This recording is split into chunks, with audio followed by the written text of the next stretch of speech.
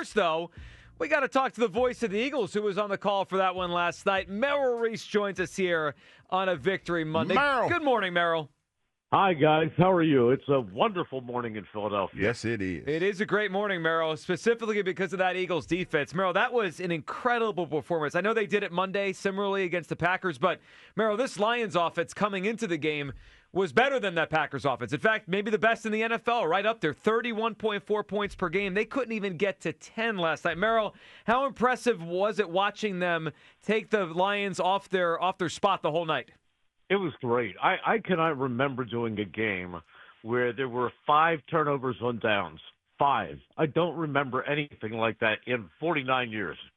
I don't either, mostly because if a coach doesn't get it on the 1 or 2 or 3, they might stop. Dan Campbell obviously didn't stop. Not Dan Campbell. No, he'll keep trying it, and the Eagles just kept stopping it. And Merrill, it feels like the last couple games with the addition of Jalen Phillips and then the return from injury of Nolan Smith and obviously Brandon Graham coming back, that they're as deep now up front in that front seven as they've been the entire season. I mean, this is dominant defense. They absolutely were. They were just pouring in on Jared Goff. They pressured him to the point where I don't think he had any confidence at the end, going into the end zone, going on these 4th downs. He just took the ball and he was running for his life. Yeah, and he's not a guy that can move much. So when you get him to move, it's not good for the Detroit Lions. Merrill, there's a lot of players to single out, but I keep looking at the play of Nakobe Dean. It feels like it's been an X factor for since he came back last month. The run defense been better, and it just feels like he's involved in a lot of plays. That blitz he had last night where he took out David Montgomery in pass protection, that was incredible. He's a great player, and Vic Fangio says that all the time, but he really is a great player. This entire defense has so many stars on it. Zach Bond continues to do amazing things, and now the addition of Jalen Phillips and Jalen Hunt. I mean, Jalen Hunt is really coming on. They all are. They're really playing well, and of course, Cooper DeJean was right where he had to be on the deflection to set up the first 3 points, and Quinyon Mitchell is just a great player. This is an amazing defense. Reese Blankenship made a few big plays. They all do every week, but I thought the guy last night who probably had the biggest influence was Jordan Davis. He was just pressure up the middle, and he swatted 2 balls out of the sky. He did. And, Merrill, when I watched this defense, and it dates back to last year, but this is obviously this year's version, I just kept getting struck by how well coached they are. I mean, that's coaching there, with Davis and Carter being able to time those knockdowns. It just feels like Vic Fangio has been so incredible for all. They're such a young defense. They don't play like they're young, Merrill. They play like they're veterans out there. Smart group. Well, they're great. It's a great defense. But you know what? People criticize the offense. It was a tough night. There was the pass down the sideline intended for Saquon Barkley. Mm-hmm. And that's a pass that Jalen Hurts can connect about 89 out of 90 times. But I'll tell you something. Last night, the way that wind was blowing, any kind of touch ball floating down the sideline is going to be very, very difficult to hit the target. The wind was absolutely a factor for both quarterbacks.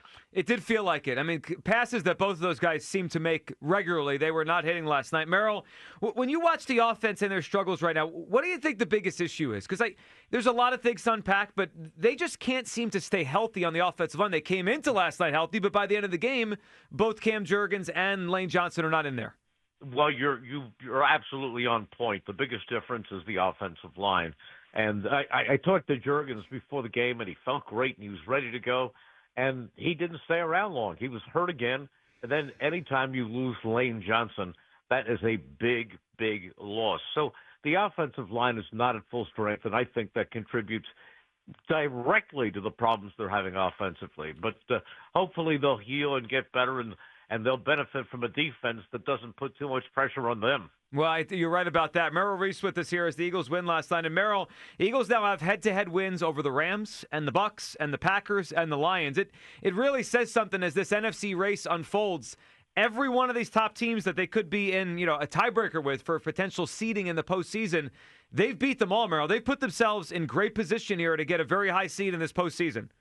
Well, you're right. And, I actually felt, although you like to see them win every game, I actually felt going into the Packers game, if they could win one of the next 2, if they could beat Green Bay or Detroit, they'd be 7-3 in good shape.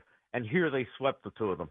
Yeah, they did. And now what? They got a big one coming up this Sunday down in Dallas. Now, the Cowboys will play tonight, so we'll see how they do. But, Merrill, it's always fun Cowboys week, and the Eagles can move closer to really solidifying, winning the NFC East by beating the Cowboys on Sunday. We could go into that final month, with this division pretty close to locked up if they win this game Sunday. Yeah, you're absolutely right. I want to credit one other guy.